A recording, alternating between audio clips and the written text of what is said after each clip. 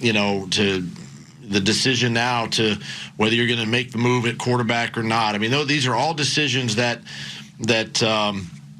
you know, have to be made by me. And but for the most part, I just I focus on the players. I focus on getting better each day. Go ahead, Tim, and then Bo. You're not making that move, right, Doug, to a different quarterback? Not today on Wednesday, no. Okay, possibly for Monday? I'm focused right now on getting better today. I mean, we're looking. I don't know. I mean, I would say no. Carson's your starter for Monday. Yes. I think this. Oh man. So, listen. Bad.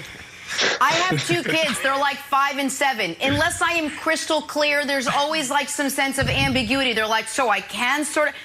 That was a 37-second soundbite. It needed to be 1 second. Carson's my starter. End of story. Even if he changes, that's it. I'm mind-boggled. You by leaving this. your wife? I'm sorry. I got to calm down. We got tough decisions to make, I got to tell you. You happy in your marriage? I mean, listen, it's part of it is thinking about it. What are you doing? Unbelievable. At this point, it is without belief. Greg Jennings back with us, but Brandon, you are equally as gobsmacked as the rest of us on this panel. What do you make of Doug Pedeson continuing to, I don't even want to call it skirting the issue, just not answering that hesitancy? It's mind-boggling to me. What do you make of it? Yeah, it's reminiscent of half of my career. Like I wasn't fortunate enough like Greg to go win a Super Bowl. I was in some toxic environments. I always tell people this all the time. This is a $10 billion business with multi-million-dollar athletes. You want to see toxic? You go into a losing locker room. This is bad. If I'm a player, all this tells me is that the stuff that I'm about to eat for Thanksgiving is about to hit the fan. Because when you lose, somebody's going to get fired. Players, coaches, and you're walking in that locker room, guys stop speaking to each other. You got people pointing the finger. You know, the food get a little stale in the cafeteria. This is a terrible environment to be in. You got to think about the pressure on all these coaches and players every single day to perform. You don't go in and hear, oh, you're great, you're great. Coaches are critiquing you down to the inch. Brandon, this is a 10-yard route. You stopped at 9. Why are they so adamant to coach guys up hard? Because this box right here that I'm looking at from Seattle, when Seattle Seahawks cut me, I still haven't unpacked it. But that's what happens when you don't perform. Hey, pack up your stuff. We'll holler at you later. So you'll see this a lot. Players in and out of the lineup, players in and out of the locker room. Some coaches asked to hit it before the season even ends. So, you know, for me, this is reminiscent of my you know, probably half of my career, Greg. Well, for me as a player, you hear this and just even sitting here listening to that over again, I honestly don't know Doug Pedeson personally, but from a player listening to that, I can't trust you. I can't trust what's coming out of your mouth because I can see and sense and my ears tell me what I'm hearing is you're not telling me truth. And so as players, the one thing you know players want is to be told the truth. Just shoot me straight.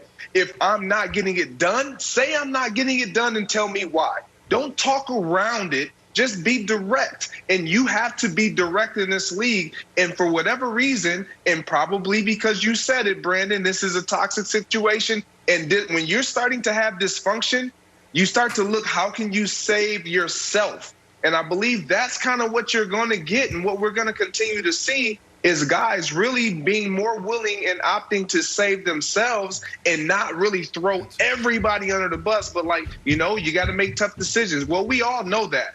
Tell us truth. And as players, if you don't get told truth, you don't ever know where you need to progress. And that's the problem that I have with Doug Pedeson right now. So here's even maybe the bigger issue. Is somehow you knew this was coming. And if you didn't know, we got Dusty, our statistician. He gets shouted out on the show a lot. He's the one Eagles fan on the show. Now, he's from Indiana, and he loves the Kobe. I don't really know how he became a Philly fan. It seemed to happen around the time they won the Super Bowl, but don't worry about it. He's a Philly fan.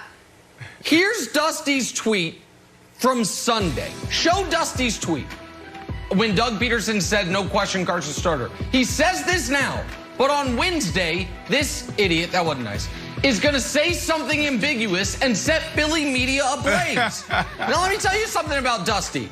He's not an oracle. He's not a fortune teller. I'm not even sure he's all that bright. And he saw this coming. So Wilds, like everybody, if you're an Eagles fan, you're like, okay, this is all happening.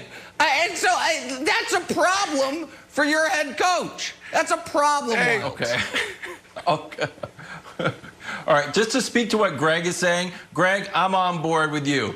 You know what? If I was Carson Wentz, save myself. You're going to take my job? I'd be like, hey, everybody, welcome to our Thanksgiving press conference. My name's Carson Wentz. I got sacked 40 times. I know I'm not hitting every single read, but you know Phillip Rivers has been only sacked in the single digits. You think I would be good in the Colts offense? I bet I would be. You know how many offensive lines we've had? 9 different. You want me to be the quarterback and offensive line? You know how many offensive lines the other teams have? Not 9. Save yourself, Carson Wentz. Start throwing people under the bus.